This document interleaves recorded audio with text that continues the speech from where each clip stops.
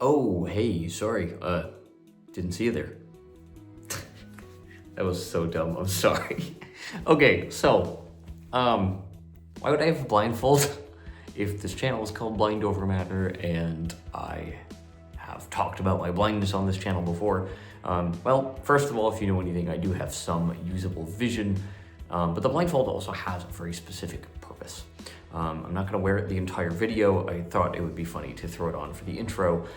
This one is sold by the National Federation of the Blind, but also I'm sure elsewhere because it's just kind of a generic, more comfort-oriented sleep mask. So it actually kind of has like cups over the eyes so that it's more comfortable for like longer term wearing. You could even put it like this up on top of your head and have it be, more of a comfortable thing. And I will put it on for a second. So you can see more of like me just wearing it and stuff. Why get a blindfold if I can't see? Well, it comes down to preparedness, right?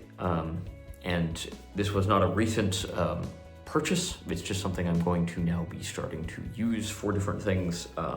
For example, I'm actually gonna keep this with me, throw it in my pocket, and tomorrow I'm gonna take it to work with me and kind of at the end of the day spend about a half hour moving around my work area and common areas in the building and, see how I do functionally in getting around a space that I think I know pretty well, but I do typically navigate using the vision that I have. And so it's like, the question of how well do I really know this space if I take the vision I have away? And as I prepare for potential surgery, which when I got this blindfold initially, I kind of thought it was a possibility at some point down the road and I should have this as an option, and now it's time to break it out and see how it goes. So, this comes down to so many things. Number one, it's the fact that I need to be prepared, and I have the luxury of being able to prepare for a potential change in my vision, better or worse.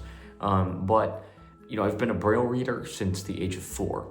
I've been a white cane user for about the same amount of time, so almost a quarter of a century at this point.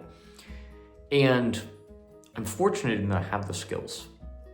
What I don't do is use them very often, to be 100% honest. I utilize my phone for accessibility, for filming videos like this one, and editing and things like that. I use my laptop computer mostly for tasks related to work.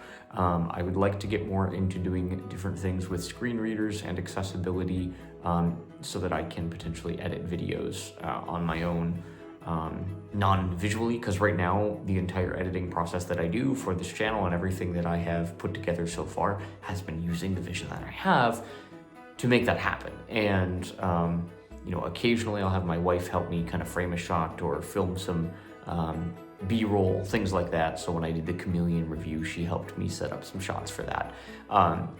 But short of that, I've been doing all of this on my own, and I like the process. But it's also like, what do I need in terms of, the spaces I'm in to talk about accessibility? And as I've been creating the room I'm in right now, actually the studio space, I've been thinking about, what I can do to help make the space more accessible for myself. And I do have some ways I've adapted this space and intend to continue to adapt this space. So if they're interested in seeing a video about that at some point, let me know and I'll be happy to put that together. But the intention of getting a blindfold is that I have the means to remove the vision I have as a barrier. As you know, if you're ever around anyone who's sighted, who's asked to, wear a blindfold for a party game or things like that, people cheat, right? Instinctually, if you have vision, we as people are very used to trying to use it the best we can. And so if I remove that vision, I now am forced to rely on, the other 4 senses and my ability to confidently navigate everyday situations non-visually is going to be different than how I do so now. And the object here is to capitalize on that and to kind of get a sense for what areas I need to work on. So I might even, I haven't told my wife this yet, I might take this to, somewhere we go out for dinner and work on like, hey, can I navigate a plate of food? Can I, get into the booth comfortably? Can I feel like I can exist in this space in the way that I need to comfortably? And if not, what do I need to do to get there? So that's what I got for this one.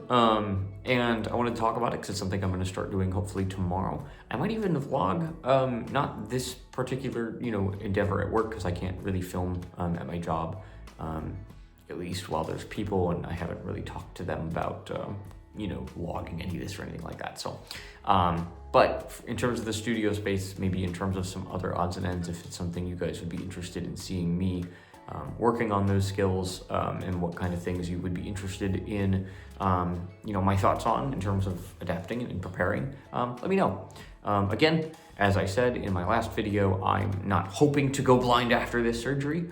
However, I need to have the tools, the skills, and, I'm fortunate enough to have the time and the support to do what I can over the next 6 weeks or so to prepare, and I need to take advantage of that. And that's why this little dude is going to be traveling with me, at least for a while, to work, and we'll use it as it makes sense to do so. So thanks for checking this one out, and we'll see you guys soon. Hope you're taking care of yourselves. If you're anywhere in the Midwest, stay warm. It's about to get dicey in more ways than one around here, so take care of yourself, take care of those around you, and we'll see you soon. All right, peace.